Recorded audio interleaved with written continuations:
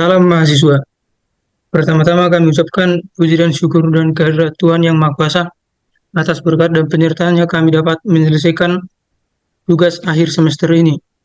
Sebelumnya, perkenankan kami untuk memperkenalkan diri kami.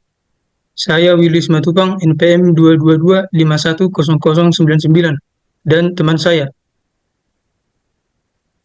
Saya Habib Syanturi, NPM 22510027. Kami dari kelas 2 TIC, Program Studi Teknik Informatika, Fakultas Ilmu Komputer, Universitas Metodis Indonesia. Judul presentasi kami adalah Evolusi dan Kinerja Komputer, mata kuliah Arsitektur dan Organisasi Komputer, dari dosen pengampu Bapak Filipus Tarigan ST, MKOM.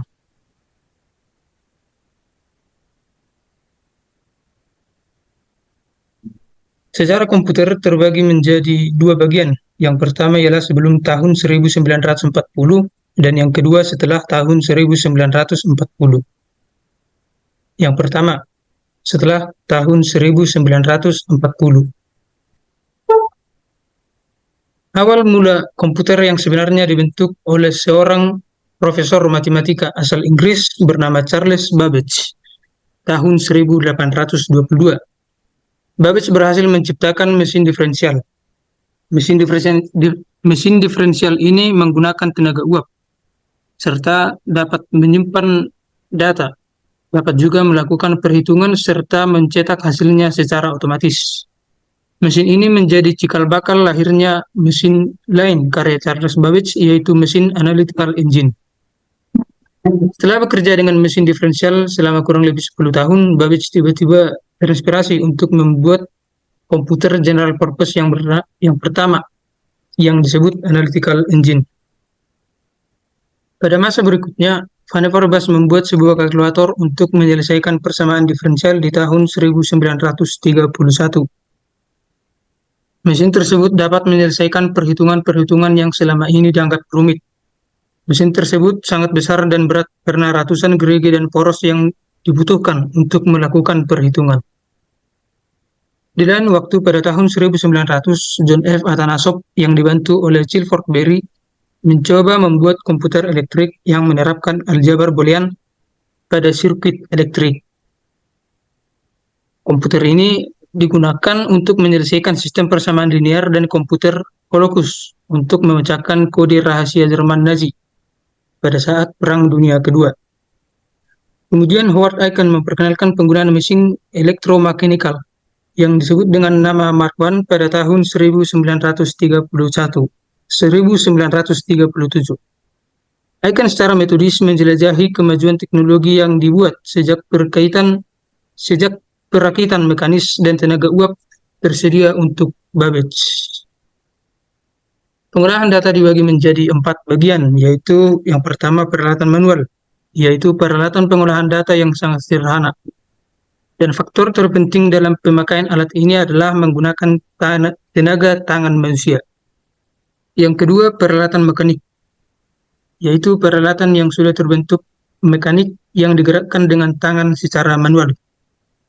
Yang ketiga, peralatan mekanik elektronik, yaitu peralatan mekanik yang digerakkan oleh motor elektronik secara otomatis. Yang keempat ialah peralatan elektronik, yaitu peralatan yang bekerja penuh secara elektronik.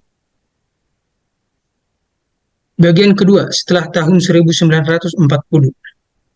Perkembangan komputer setelah tahun 1940 dibedakan menjadi 5 generasi. Generasi pertama, tabung hampa udara. Generasi kedua disebut juga generasi transistor. Generasi ketiga disebut juga generasi rangkaian terpadu.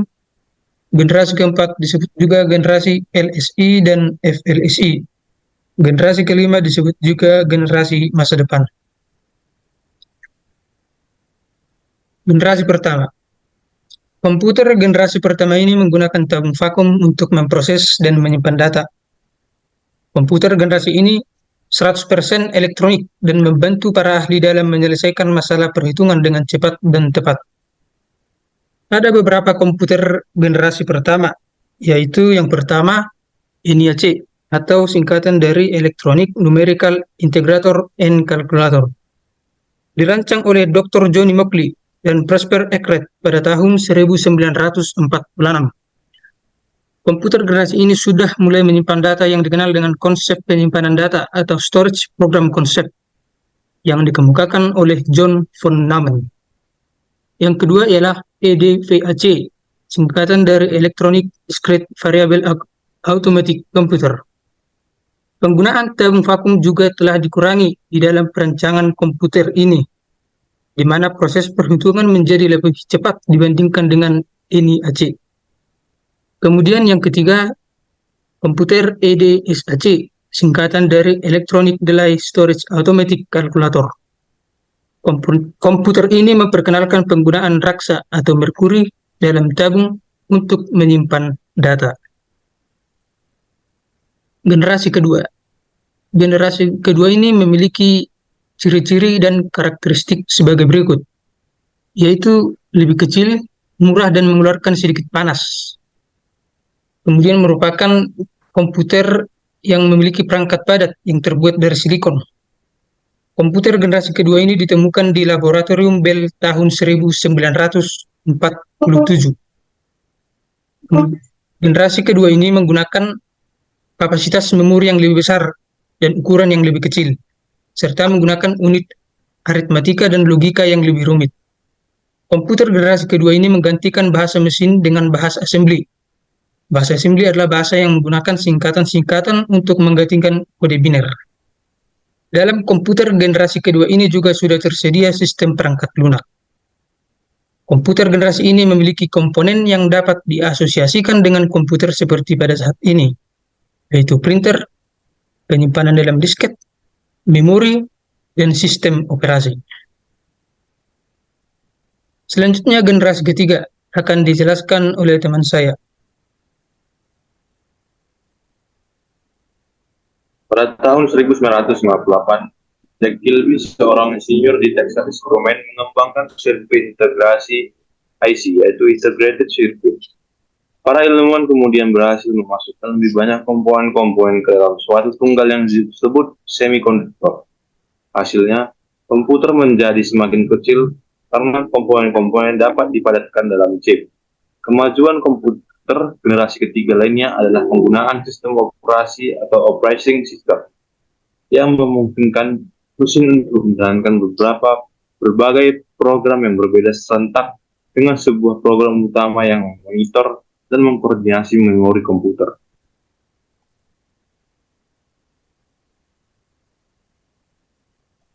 DEC PDP-8. DEC atau Digital Equipment Corporation PDP adalah komputer mini 12 bit yang diproduksi oleh Digital Equipment Corporation. Ini adalah komputer mini pertama yang sukses secara komersial dengan lebih dari 50.000 unit terjual selama masa pakai model itu. Awal model PDP-8 atau informal dikenal sebagai Strike 8 menggunakan dioda transistor logika dikemas pada kartu chip lempengan dan berukuran besar kulkas rumah tangga kecil. Mini komputer pertama kali setelah mini script. Tidak memerlukan air conditioner room. Embed application NOM. Sistem embed adalah kombinasi perangkat keras dan perangkat lunak komputer baik dengan kemampuan tetap atau dapat diprogram yang dirancang untuk fungsi tertentu atau fungsi dalam sistem yang lebih besar. Misal pada perangkat di mana sistem dirancang untuk melakukan tugas-tugas hingga antarmuka pengguna grafis atau GUI yang kompleks seperti perangkat seluler antarmuka pengguna dapat mencakup tombol LED, sensor, layar sentuh, dan lainnya. Sistem ini terdiri atas 96 buah lintasan sinyal yang terpisah yang digunakan untuk membawa sinyal-sinyal kontrol alamat maupun data. Arsitektur bus PDP-8 ini nantinya digunakan oleh komputer-komputer modern. Setelah IC, tujuan pengembangan menjadi lebih jelas, mengecilkan ukuran sirkuit dan komponen-komponen listrik. Large Scale Integration LSI dapat memuat ratusan komponen dalam sebuah chip. LSI mendefinisikan teknologi yang digunakan untuk membangun microchip yang kuat untuk sirkuit integrasi atau IC dalam faktor bentuk yang sangat kecil.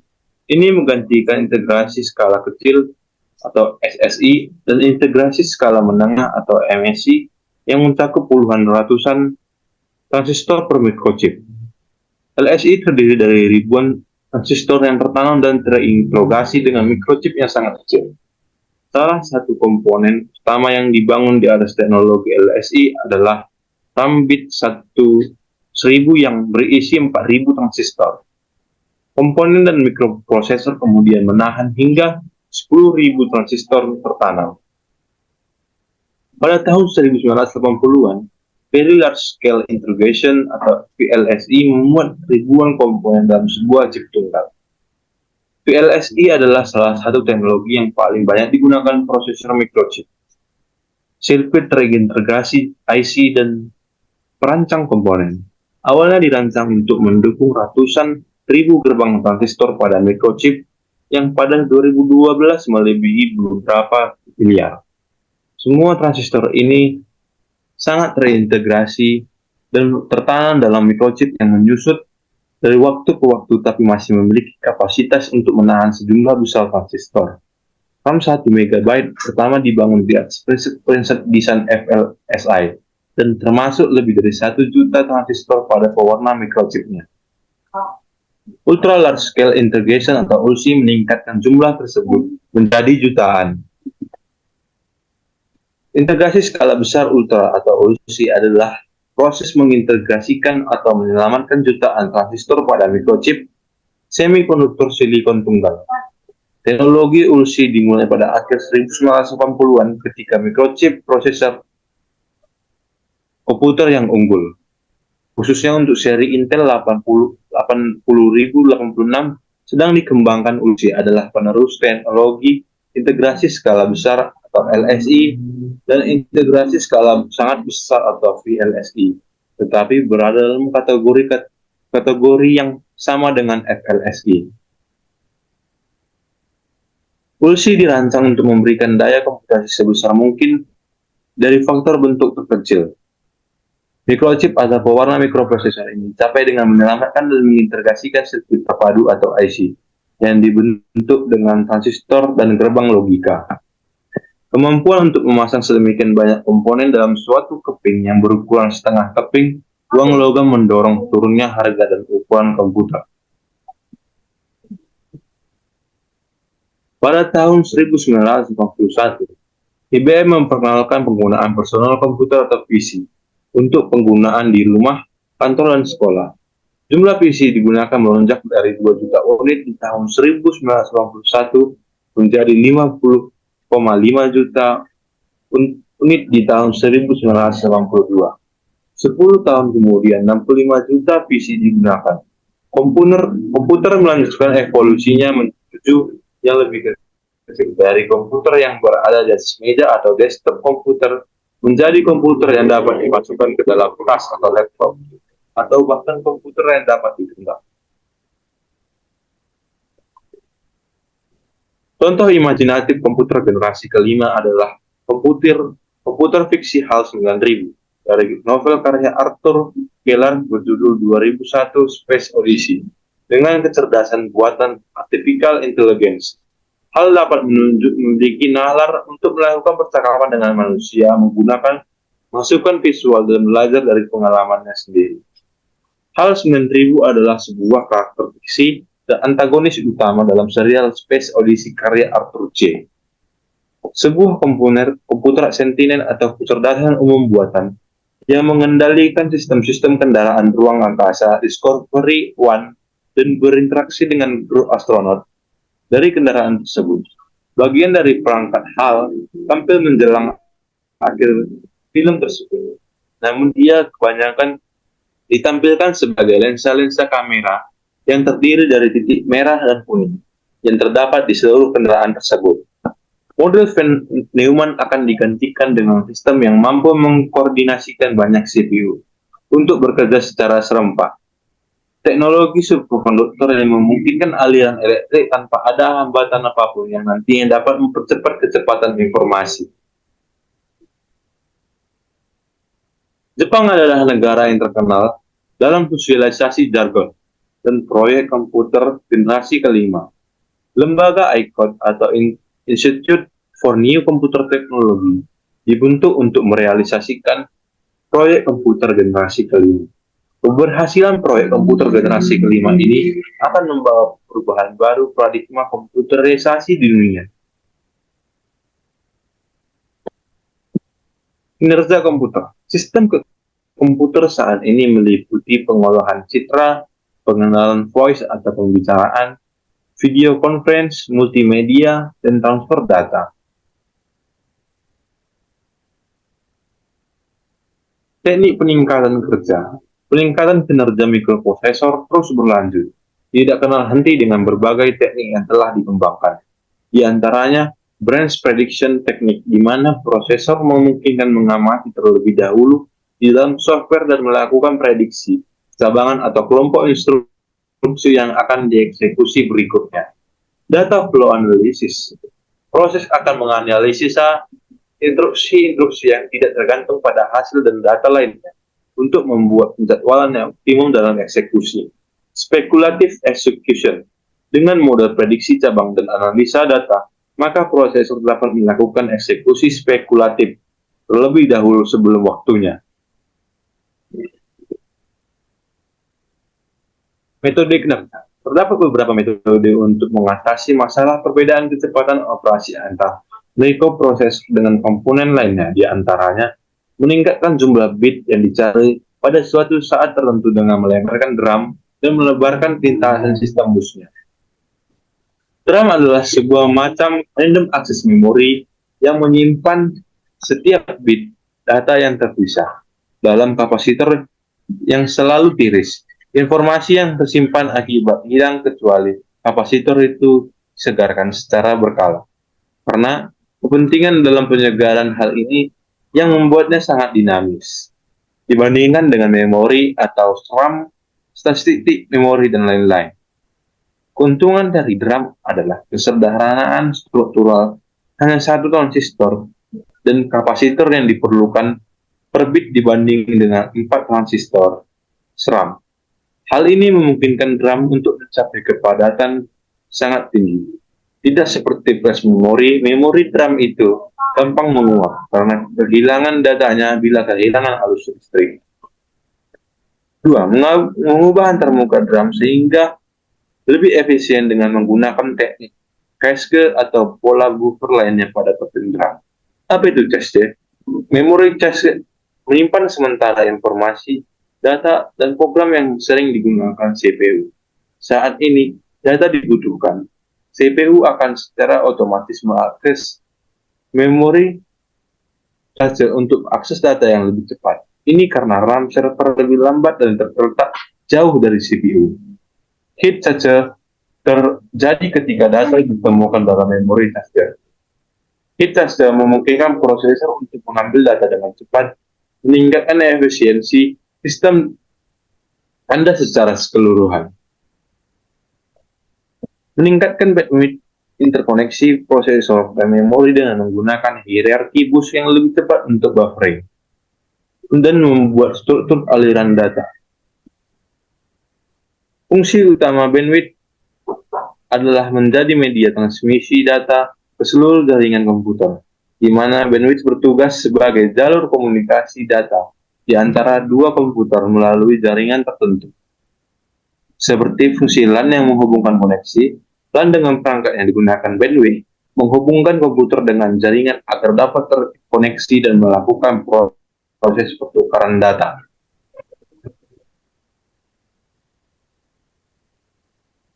Demikian presentasi kami pada hari ini. Bila ada pengucapan kata yang kurang tepat, kami mohon maaf. Atas perhatiannya, kami ucapkan terima kasih.